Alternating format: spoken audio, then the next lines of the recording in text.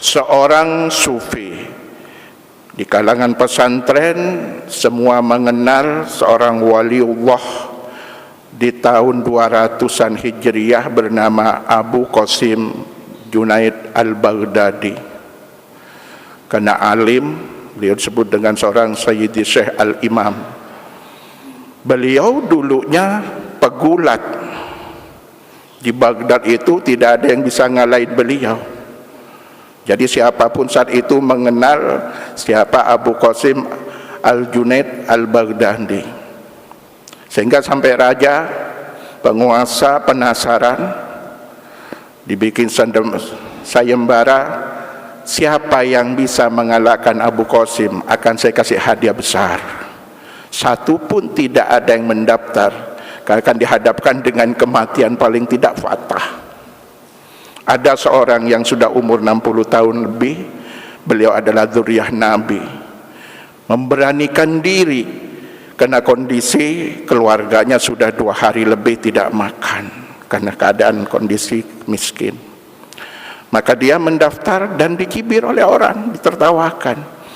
Tapi ketika sudah di atas panggung, di arena sudah dimulai, dia berbisik kepada Abu Qasim, ya Abu Qasim, tolong engkau mengalah. Aku dzurriyyah Nabi, anak putunya Rasulullah. Keluargaku sudah 2 hari lebih tidak makan. Maka bantulah aku dengan kau mengalah. Abu Qasim berpikir, nama besarnya akan hancur dan akan dicaci maki oleh orang.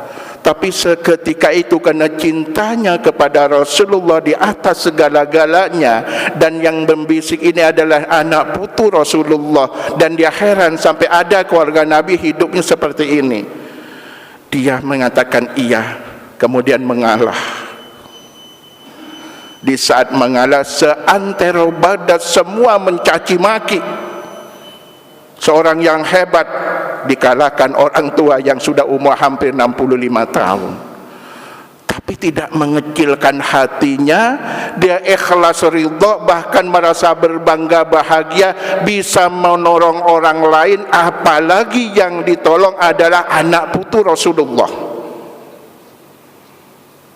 Saya ulangi, dia tidak lagi mendengarkan siapapun dan apapun yang terjadi, cemuan setiap dia pergi berjalan. Dia tidak menghiraukan itu. Yang ada malah ada kepuasan batin bisa membantu orang yang sedang kesulitan, apalagi yang dibantu anak putu Rasulullah. Dia ikhlas ridha, dia puas, dia senang, dia bersyukur, dia sujud syukur kepada Allah karena diberi keikhlasan oleh Allah.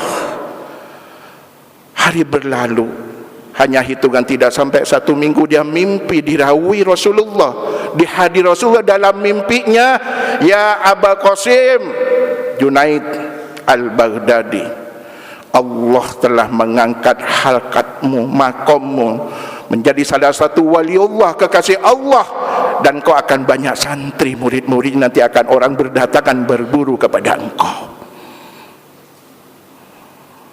Termasuk nanti 200 tahun, hampir 200 tahun berikutnya, itu sadanya bersambung kepada Syekh Abdul Qadir. Jadi kalau santri-santri di pesantren itu sudah mengenal banget ketika tawasul, diantaranya Syekh Al-Imam Sayyidi Syekh Al-Imam Abu Qasim Junaid al-Baghdadi.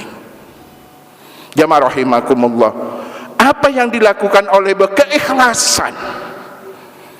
Bukan karena puasanya tiap hari puasa, bukan karena sujudnya, bukan karena ibadah-ibadah yang lain. Ketika ada satu ibadah sementara orang lain sangat membutuhkan, sementara harus mengorbankan segala-galanya.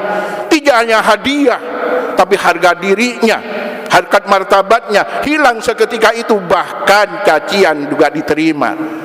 Tapi ketika menerima keikhlasan, semua dilakukan ikhlas karena Allah, karena ingin dicintai Allah dan Rasulnya, maka seketika itu Allah mengangkat derajatnya.